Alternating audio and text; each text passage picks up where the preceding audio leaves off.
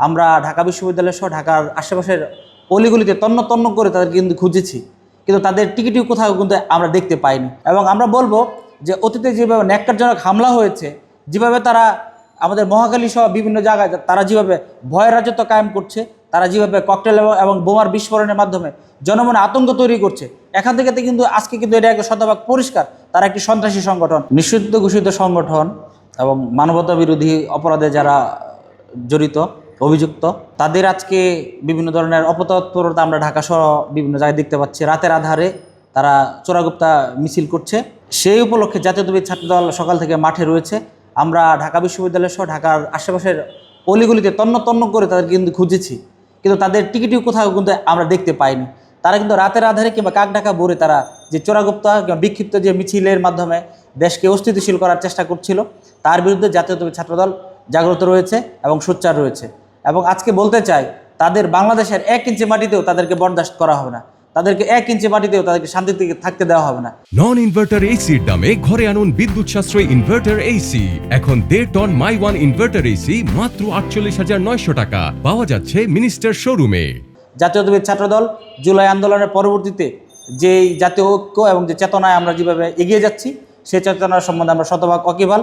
আমরা আশা করব শুধু ছাত্রদল নয়, জুলাইয়ের আমাদের যে জাতীয় ঐক্য তৈরি হয়েছিল, সেই ঐক্যের প্রত্যেকটি স্টেক হোল্ডার যারা রয়েছে তাদেরকে আমরা আহ্বান জানাবো, আপনারা আপনাদের আশেপাশে এলাকায় এবং অলিগলিতে খবর রাখুন এবং খেয়াল রাখুন।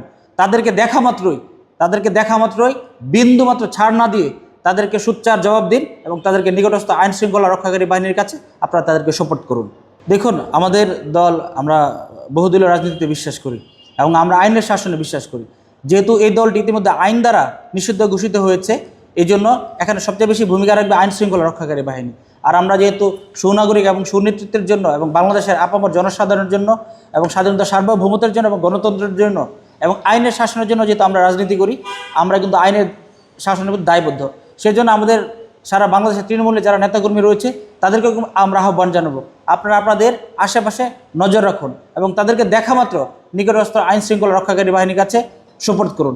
এবং আমরা বলবো যে অতীতে যেভাবে ন্যাক্কারজনক হামলা হয়েছে, যেভাবে তারা আমাদের মহাখালী সহ বিভিন্ন জায়গায় তারা যেভাবে ভয় রাজত্ব কায়েম করছে, তারা যেভাবে ককটেল এবং বোমার বিস্ফোরণের মাধ্যমে জনমনে আতঙ্ক তৈরি করছে, এখান থেকে কিন্তু আজকে কিন্তু এটা একটা শতভাগ পরিষ্কার তারা একটি সন্ত্রাসী সংগঠন, উগ্রবাদী সংগঠন।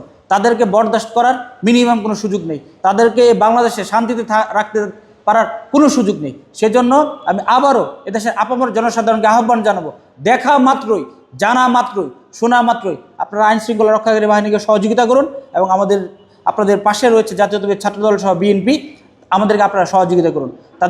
তাদের সম্বন্ধে সুস্পষ্ট তথ্য দিয়ে আমাদেরকে সহযোগিতা করুন এবং আইনের শাসন প্রতিষ্ঠা করার জন্য আপনারা সোচ্চার ভূমিকা রাখুন।